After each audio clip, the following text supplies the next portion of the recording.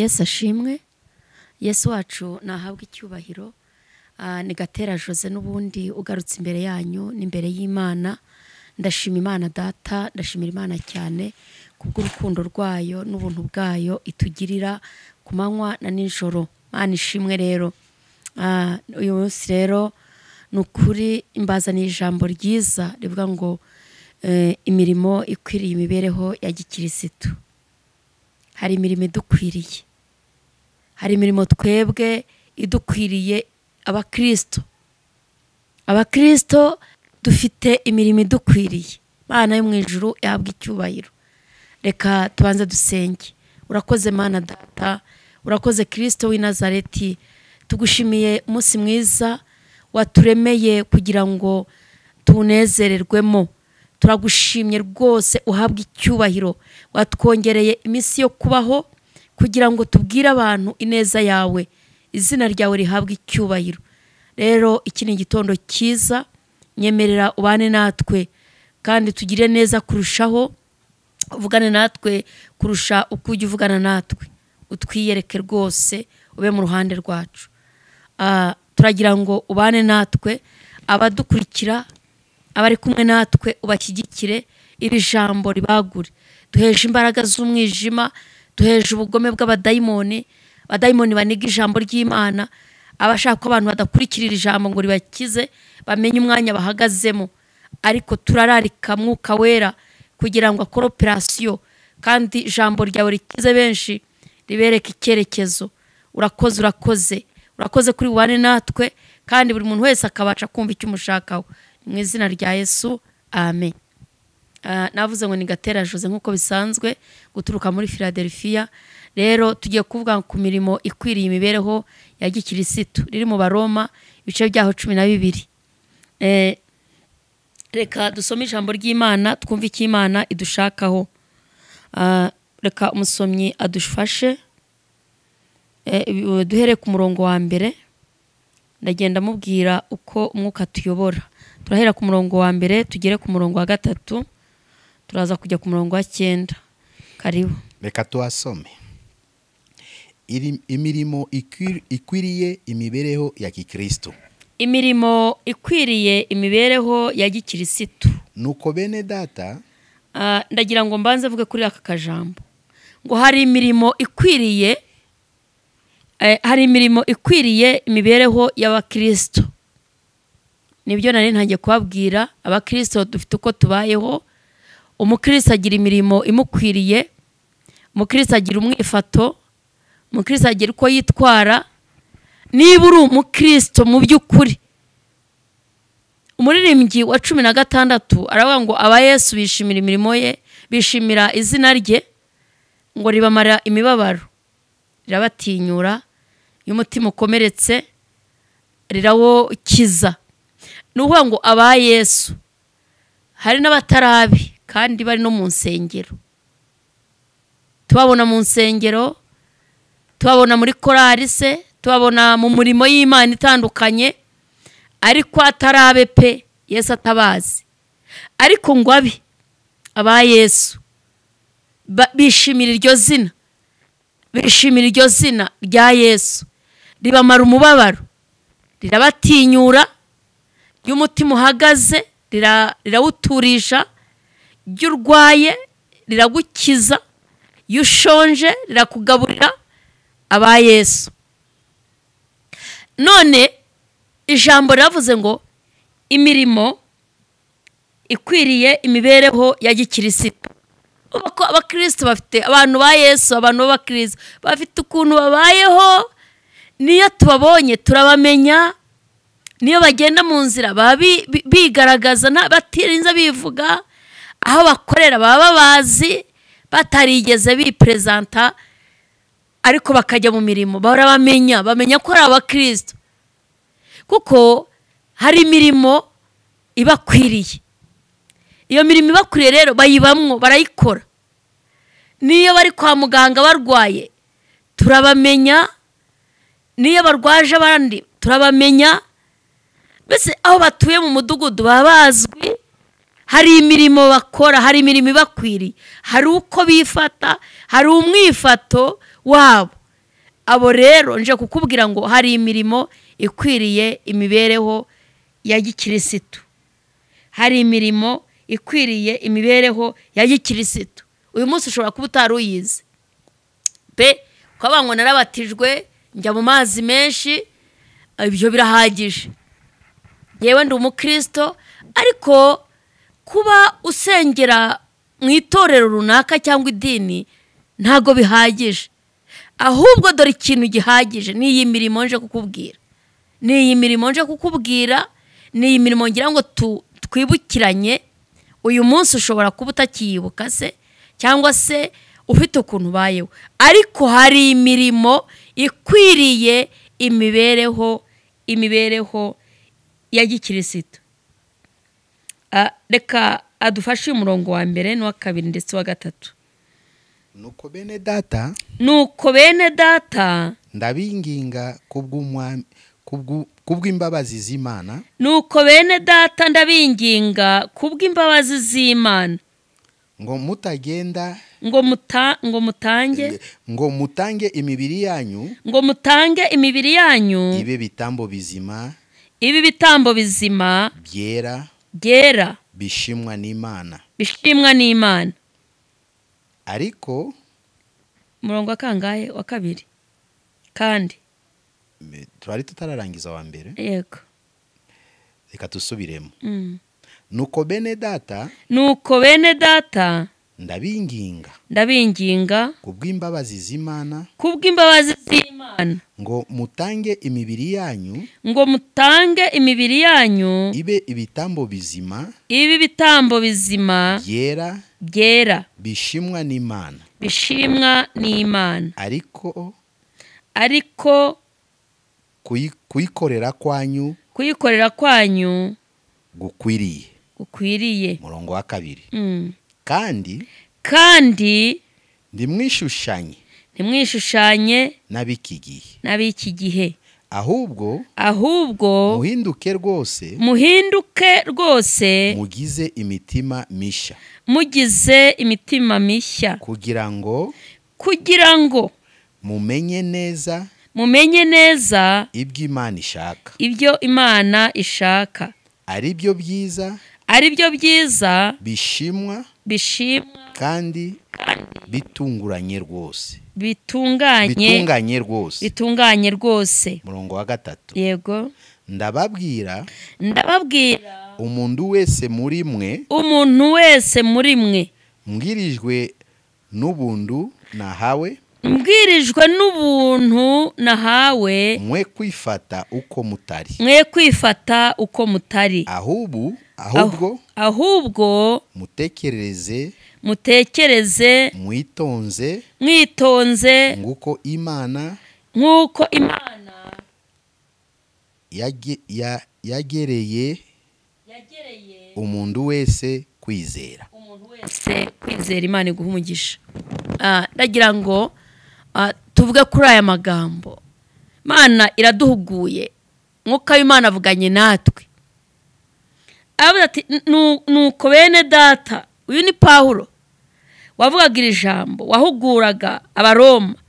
Aravuga ati nuko bene data ndabinginga kubw'imbabazi z'Imana. Yaringingaga, yarabasabaga se. Aravuga ati ndabinginga kubw'imbabazi z'Imana, nimutange imibiri yanyu ibi bitambo bizima bishimwa n'Imana. Iyo mibiri yanyu ni ibi bitambo bishimwa n'Imana. Zari imbabazi abasaba, yari amahugurwa, kuko Bibiliya yatubwiye ngo imirimo ikwiriye imibereho ya gikirisitu nabyo birimo. Ugatanga amaboko yawe agakorera Imana, ugatanga umubiri wawe ukaba igitambo ku Mana, ugatanga ubuzima bwawe ukitanga, ururimi rwawe rukavuga neza, rukavuga Imana. Aravuga ngo kuko ari byo byiza bishimwa n'Imana. Gutanga imibiri yacu ikaba ibitambo ngo nibyo byiza bishimwa n'Imana, nibyo Imana ishima. ibirenge byawe bigakorera Imana, amaboko yawe agakorera Imana, ingingo zawe zigakorera Imana, zikaba ibitambo imbere y'Imana, ngo nibyo byiza, ngo bishimwa n'Imana. Imana itugirire neza, Imana itugirire neza. Abivuzeho cyane ngo nuko bene data ndabinginga kubw'imbabazi z'Imana ngo mutange imibiri yanyu ibe ibitambo bizima, byera kandi binera, bishimwa n'Imana, ariko kuyikorera kwanyu kwiza. Kugira ngo dukorere Imana, gukorera Imana kwacu kwiza nuko dutanga umubiri wacu kubaha Imana. Ururimi rwacu ntirubeshye, niba ari yego ni yego. Dufite rero utuntu two twadukora abakristo bundi, nk'iri jambo riba rije ku bwawe nanjye, ugasanga hari ibintu waretse, ntiwakwiba, ntiwajya gusambana, ntiwagambanira umuntu ngo bamwice, ariko umuntu araguhamagara kuri telefone, hawaza turihe, uti ndi mu rugo, kandi mu by'ukuri udahari. Uraza kundeba ryari, ndaza saa 8 kandi ubizi neza ko hagera saa 10. Mbese utwo twaha tw'inyongobeza bugingo two dushobora kukubuza kuzura umwuka wera, two dushobora gutuma utagira iyerekwa, two dushobora gutuma utagirana ubusabane n'Imana. Utwo tuntu tworoshye yego kandi hari oya, utwo tuntu dushobora gutuma amavuta y'Imana agenda gushiraho. Wari umuririmbyi ugasanga kuririmba ntibigikunda, wari umuhanuzi ugasanga ubuhanuzi bwararangiye, wagiranaga ibihe n'Imana ikagusura nijoro uryamye ugasanga ntibikirimo. Ni twaha dutoya twatundi wisigarije. Turatwaha rero iyo tutatuzibukiriye ngo tureke imibiri yacu, umubiri wawe ubigitambo ngo cyera kizima gishimwa n'Imana, bishobora gukata ubusabane bwawe n'Imana. Ryajwe rikubwira ngo jya ibunaka ukaba utakirigira, bya bindi Imana ikubwira ngo ngwino uyu munsi uzinduka ujya ukaba utakibishobora kubyumva, amatwi yawe akaba nta ekuteri z'Imana zikirimo, amaso yawe akaba nta marinete y'Imana ugifite, usigaye wambara rinete zo kwa muganga gusa, ariko iz'Imana ntazo. Kuko burya hari na rinete Imana yambika umuntu ukajya ubona akakubwira ati jye mbonye ibi, mbonye batari ko se ubibonye ute ko twari twicaranye. Imana iba yaraguhaye rinete zayo, kenshi uzajya uzanaryama ubone wambitswe rinete kandi nta n'amaso urwaye cyangwa se unayarwaye uzambaye, ariko hari rinete z'Imana nayo igitanga. Ese iziha abandi hari ijwi Imana ikavuga ngo haye kuteri, ni umuntu watanze umubiri we ukaba igitambo, ukumva hari ijwi rikubwiye ngo kora gutya, byuka saa 8, byuka saa 9, ukumva hari ijwi rikwibutsa ikintu ugomba gukora. Kenshi ayo majwi aza ku bantu batanze imibiri yabo. Hari umuntu wari waratanze umubiri we ubigitambo ngo cyera gishimwa n'Imana, witwaga Elisa yari umuntu ukorana n'Imana isaha ku isaha, kuko Bibiliya ivuga ngo umunsi umwe Abasiriya n'Abisirayeli bagiranye urugamba bararwana, ngo Abasiriya bakajya bajya inama yo kugira ngo batega Abisirayeli, ngo umwami w'Abasiriya akavuga ati uyu munsi turarwanya Abisirayeli kandi turabategera. Ngo hanyuma ngo Elisa akabimenya, ngo akabwira Abisirayeli ngo uyu munsi nimuci bunaka kuko Abasiriya ariho babategeye. Ngo Abisirayeli bagakira muri ubwo buryo, ngo si rimwe si kabiri, si rimwe si kabiri. Kubera iki? Babaga bari kumwe na Elisa yabaga bari muri bo, yaratanze umubiri we ukaba igitambo cyera gishimwa n'Imana. Elisa yashimwaga n'Imana, Imana ikamukoresha ku buryo umuntu ari buvuga ibintu ari mu kindi gihugu, ari mu wundi mudugudu, Elisa akabimenya. Umuntu akavuga ibintu ari mu cyumba ibunaka ari iwe mu nzu yakinze nta wundi bari kumwe, keretse uwo bari kubiganira, Elisa hari mu wundi mudugudu se cyangwa mu kindi gihugu akamenya ibyo uwo muntu avuga. Kandi Elisa yari umuntu nkatwe, ahubwo yari yaratanze umubiri we uba igitambo cyera gishimwa n'Imana. Ngo yakoze uwo murimo igihe kirekire, aba inshuti y'Imana, Imana ikajya imuhishurira ibiri bube, ikamuhishurira ibizaba, ikamukoresha, yavuga Imana igakurikiza iryo jambo avuze, igashyigikira ijambo rivuye mu kanwa ke. Iyo utanze umubiri wawe kugira ngo ube igitambo cyera gishimwa n'Imana, Imana uba inshuti yayo kugeza mu rwego rw'uko uyisaba ikintu ikagikora, utegeka akamenya ibyo umuntu atekereza. Yigeze amenya ibyo umwami w'Abasiriya avuga, aravuga ngo tuzatera Abisirayeli tubatege. Elisa aba yabimenye, abwira Abisirayeli ati ntimuce bunaka, Abasiriya niho babategeye ngo bagakira. Kugeza igihe ngo umwami yakutse umutima, ababwira abantu ati murambeshya ntabwo turi kumwe, harimo za maneko zimenya ibintu ndi kuvuga. Ngo bagerageza kumuhakanira, ariko ngo arabibemeza. Ariko ngo umuntu umwe aravuga ati oya, ahubwo mu Bisirayeli habamwe umuntu witwa Elisa, uwo nguwo nibyo wavugiye mu murere ajya abimenya. Ngo Abisirayeli bagakira muri ubwo buryo, ngo si rimwe si kabiri. Kubera iki? Bari kumwe n'umuntu watanze umubiri we uba igitambo kizima. Niba ushaka kuganira n'Imana, niba ushaka kuba inshuti nayo, niba ushaka kumenya ubwiru bw'Imana, tanga umubiri wawe, nta yindi strategy. Ntirobanura ku butoni, nawe yagukoresha. Niba ushaka kuyitakira, niba ugira ngo uyibwire, uwitwa Eliya nawe yategetse imvura ngo irahagarara imyaka 3 n'amezi 6. Kubera iki? Yari inshuti y'Imana.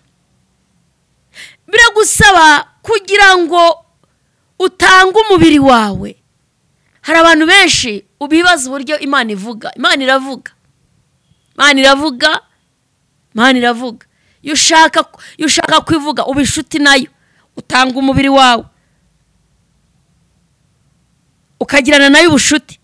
Pawulo arabivuga ku murongo wa 2, kandi ntimwishushanye n'ab'iki gihe, ahubwo muhinduke rwose mugize imitima mishya, kugira ngo mumenye neza ibyo Imana ishaka, ari byo byiza, bishimwa kandi bitunganye rwose.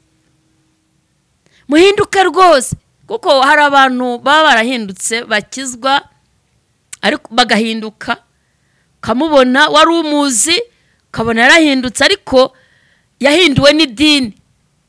Dini ryo ryaguhinduye pe.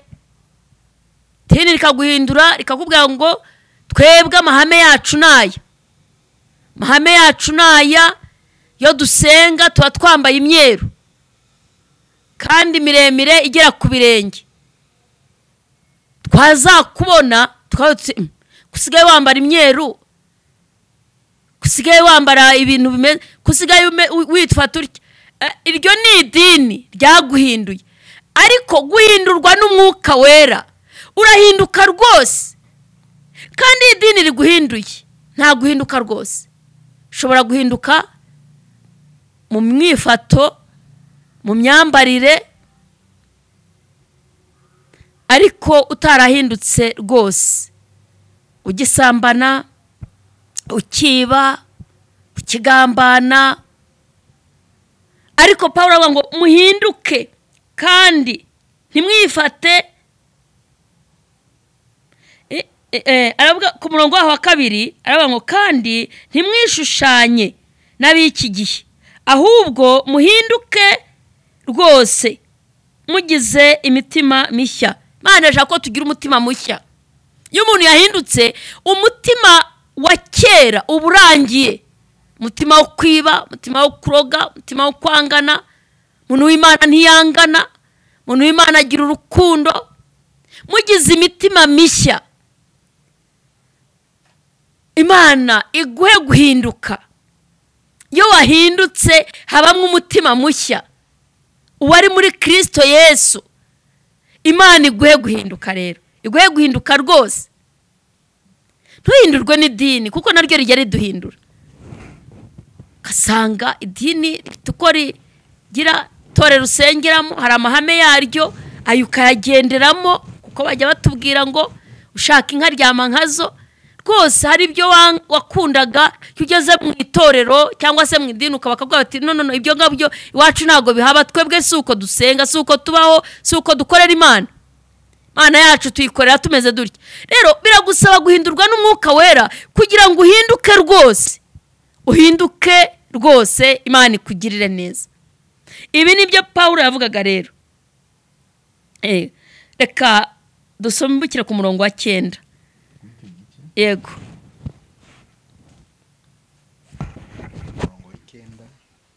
Turasoma murongo w'ikenda igice cya 12. Yego. Urukundo rwanyu rwe kugira uburyarya.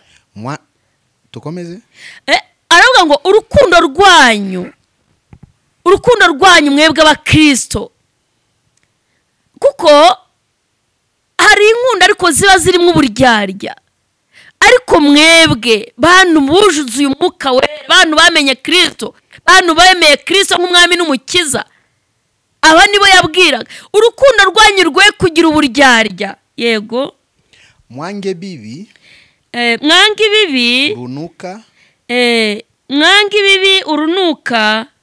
Muhorane n'ibyiza. Muhorane ibyiza. Tukomeze. Yego. Murongo wa 10. Yego. Kubyo gukunda bene data. Kubyo gukunda bene data. Mukundane rwose. Kuby'icyubahiro. Umuntu wese ashire imbere umugenzi we. Mugenzi we. Tukomeze. Yego. Kubw'umwete.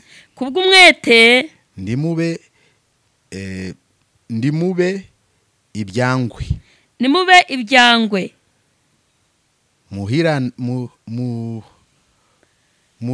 Muhirimbane mu mutima. Mukorere umwami wacu. Mwishime mufite ibyiringiro.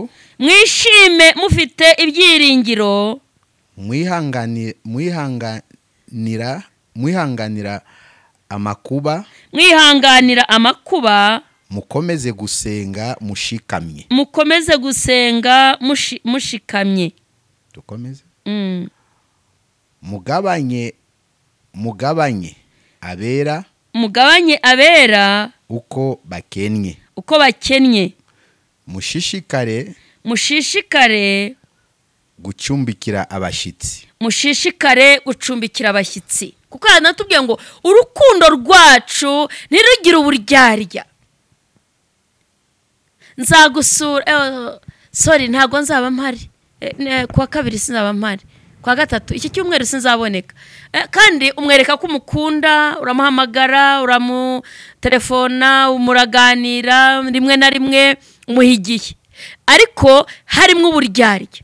Ariko ngo mushishikarire gucumbikira abashyitsi, kugira neza bene so, kugira ngo urukundo rwanyu rumenyekane ko mwahindutse rwose. Yego. Murongo waho wa 14. Ababarenganya mubasabire. Umugisha. Mubasabire ntimubavume.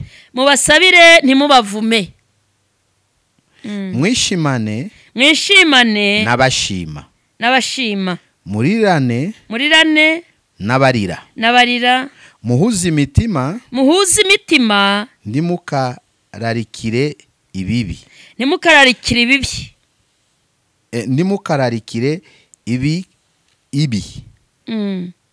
ibikomeye, ahubwo mwemere kubana byohoreje, ahubwo mwemere kubana n'ibyoroheje, ndimukiyite abanyabwenge. nimukiyite abanyabwenge. 12, 16, si niyo twari turi 17.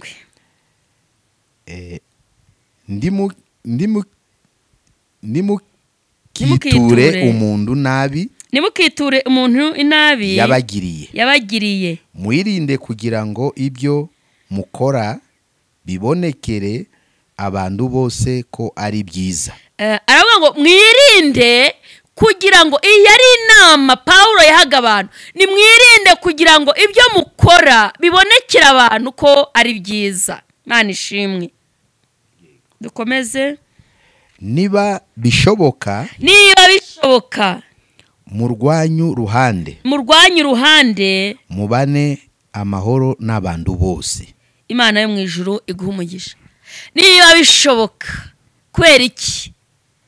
Hari igihe washaka akavuga ati yarampemukiye, nanjye nzamuhemukira, aranyanga, nanjye sizamukunda, aramvuga, nanjye reka nze muvuge. Bivuga ngo twebwe abakristo, abantu twahindutse, tusabwa niba bishoboka, abantu baguhemukira we ntukabahemukire, umuntu nakuvuga nabi ntukamuvuge nabi, umuntu nagutuka ntukamutuke.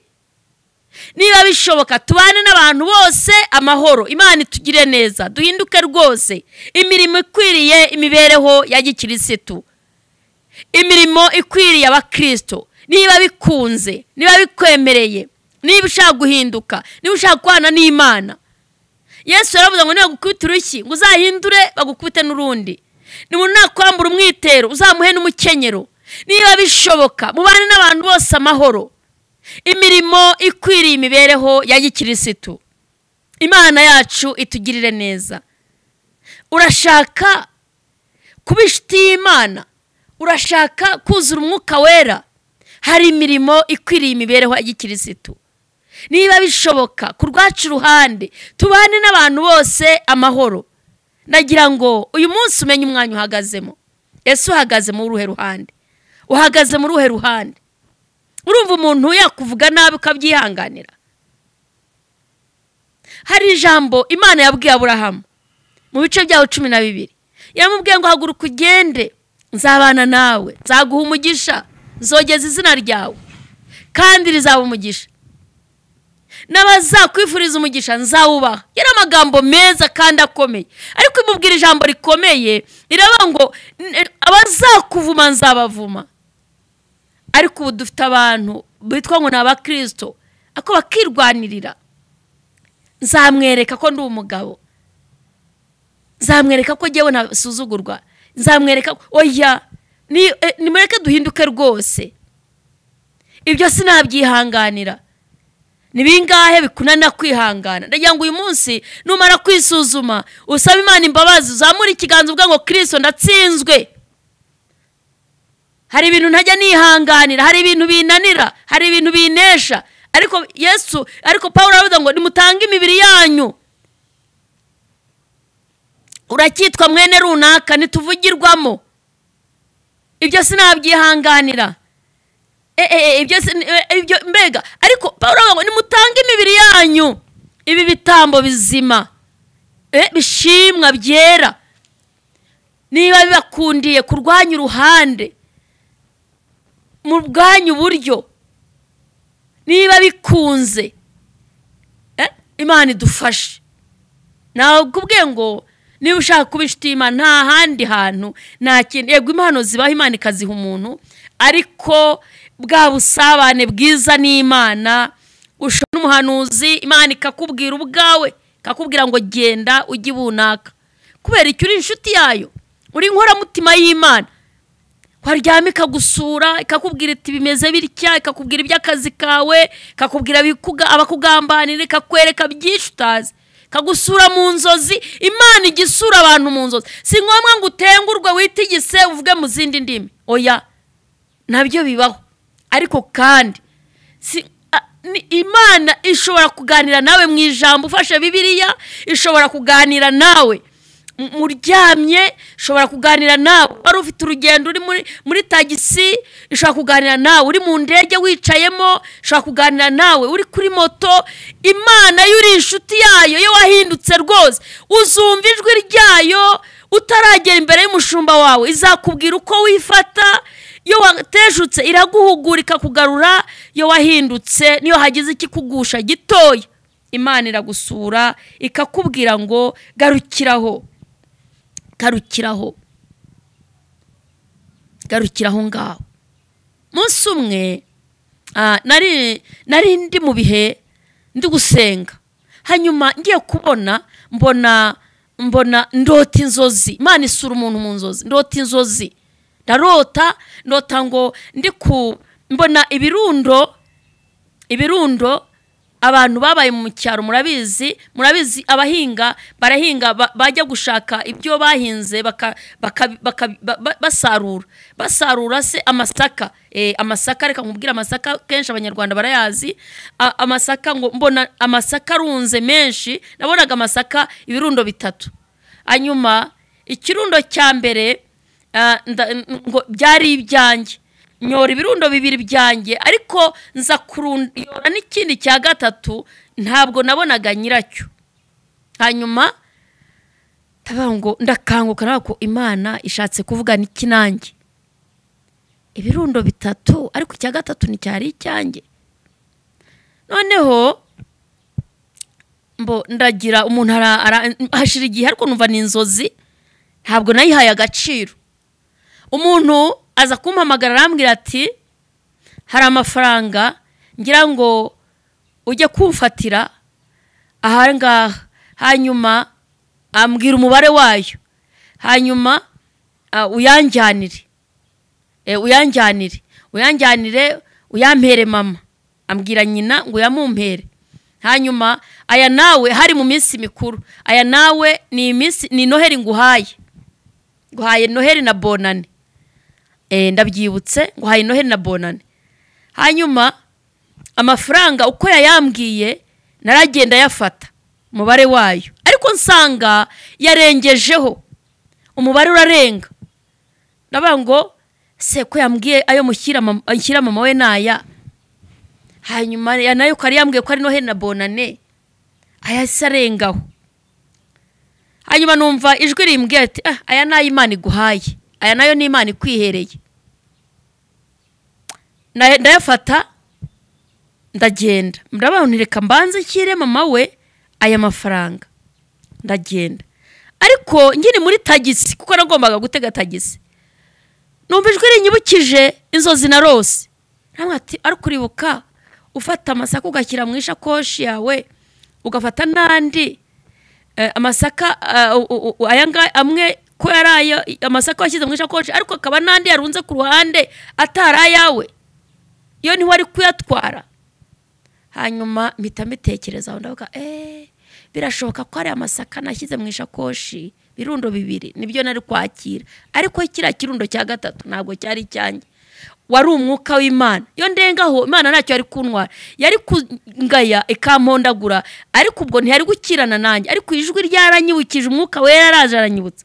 hanyuma jyawe nigira inama y'iki yo kumwohereza message, namwanditse amafaranga wampaye ko mbona harenga handi. arambwira tugize neza, ayo mafaranga nkimara kuyohereza andi nabuza hano nayashyize, nahise nshakisha ayo yandi ndayabura. ati Imana iguha umugisha. mu by'ukuri iyo ntaza kugira ijwi rinyibutsa ngo rinkomange, birashoboka ko nakuba ngo nkuko nari maze kuvuga ngo ni Imana yampaye, we yambwiye umubare, nsanga umubare urarenga. numva ijwi rinyibukije, atari kuribuka ko ayoye ibirundo 2 nibyo byari byawe, icya 3 ntabwo cyari cyawe. rero dufite umwuka wera ujya unadukomanga. icyo gihe ndabyibuka, ntabwo umuntu ajya yibagirwa nubwo hashize igihe kirekire, ariko ndavuga ngo gutunga umwuka wera atwangisha icyaha. kuba inshuti y'Imana igira ibintu iturinda. kuba inshuti y'Imana niyo tugiye kwirwanirira, Imana iturwanaho. rero gutunga umwuka wera. Icyo gihe uwo muntu yarashimiye aravuga turi umuntu w'Imana, aturi umuntu w'Imana. Nagiye vuga nti Imana ubwo se ni umugisha, ni amafaranga icyuma kimpaye, ni umugisha.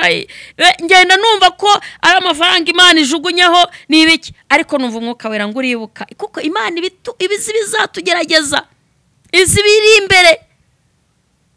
Hari igihe umuntu avuga ngo nikanze nashidutse ngiye mu cyaho, ya Imana irakubwira, yuri inshuti yayo iraguteguza. Yo wahindutse ni ikintu kikwitambitse avuga ngo uyu munsi n'uyu Imana ikabibizi ikizatubaho. Rero ndagira ngo nawe uhinduke rwose, uhinduke rwose, uhinduke rwose, ugira ibintu uhindukaho.